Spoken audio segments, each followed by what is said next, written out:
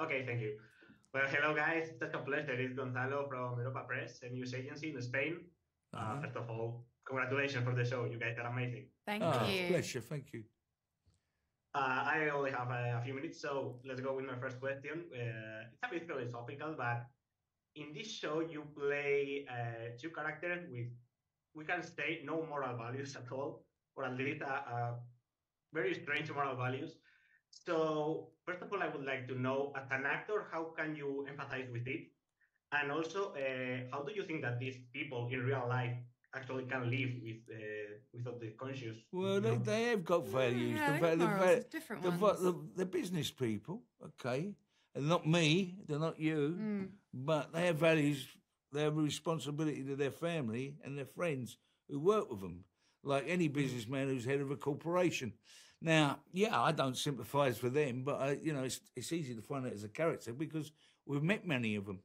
Some of them are producers. Some of them are streaming giants. Yeah, But yeah, good question. But yeah, this is life, isn't it? This is what it's all about. No, yeah, but to me it's really interesting to know that you have to play a bad guy, but you have to understand him. It's kind of therapy. It's therapy in a way. I understand what you're saying because I guess it's something you get out of your system. It's like being a boxer. The more you punch the bag, the less you want to punch anybody else. And I guess that's the kind of thing about it. Yeah. Mm-hmm. Yeah, that's cool. Yeah. In this show, there's also something that I really like. This social drama criticism to this. I don't know how to say, to this aristocracy in a way.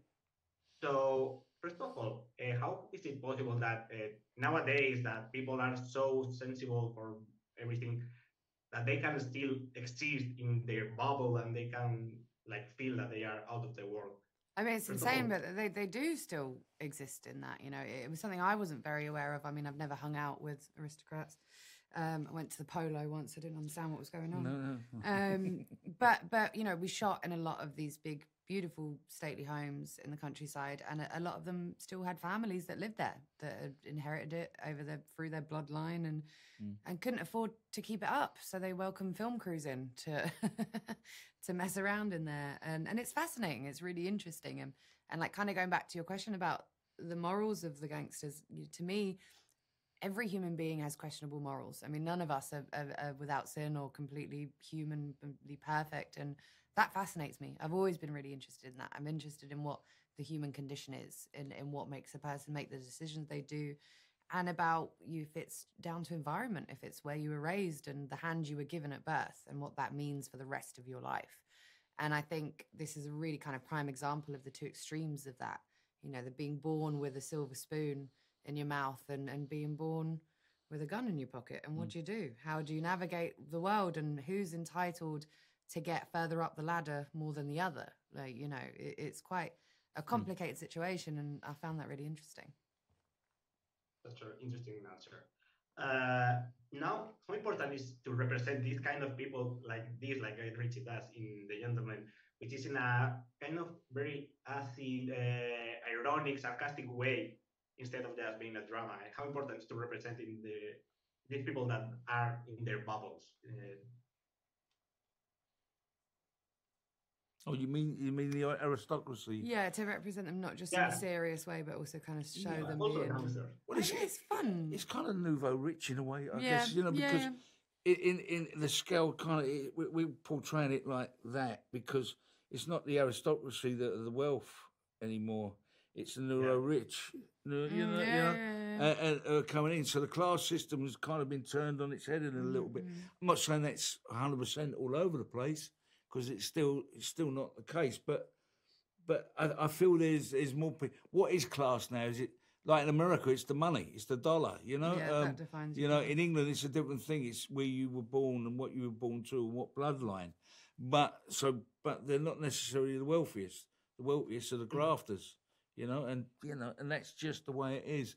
So I guess we're telling that kind of story of the aristocracy who have come down, who've been handed these things down in life and ended up with a parcel that their responsible for, but can't afford to keep the upkeep on it. Mm-hmm. So they find another way of getting a living. And that's by letting people like our characters in to grow weed, to get the sponduli, you know? Yeah. No, I find it really amazing, this humor. Now I want to ask you about the violence, because in The Gentlemen, of course, in every Ritchie movie and the show, there is violence in here, which is very funny and amazing, very attractive for the audience to see. But in real life, again, it's something terrible. So, what does violence have that people love to watch it in a fiction? What's the thing that? For me, it's an extreme of human emotion, isn't it? And when you're telling a story, you want to find the extremes in everyone. You want to kind of explore what makes them tick. But I do think what's interesting with Guy Ritchie's films, and certainly what we're doing with this show, is the violence isn't necessarily in your face. It's kind of done in a slightly subtle way, removed enough that you're able to still be able to enjoy it in an odd way. You know, we're trying to tell this story, and violence is a part of these people's worlds. It's what they've grown up, and it's not shocking to them. So we don't frame it in a necessarily shocking way, because to them, it's par for the course. You know, if you're a grass, you get killed. That's what's going to happen. There's an understanding. It's a fact of life to them. And I think Guy does an interesting thing with that in the show, in making it feel like just part of the tapestry of that world. It isn't so shocking that you aren't able to continue following this journey. Yeah, there's a scene in the episode 3 when one guy is getting killed and you guys are like, it's happening. Okay. Yes, but don't mess up, dude. Yeah, it's happening all over the world, isn't it, at the moment? So, you know. Yeah.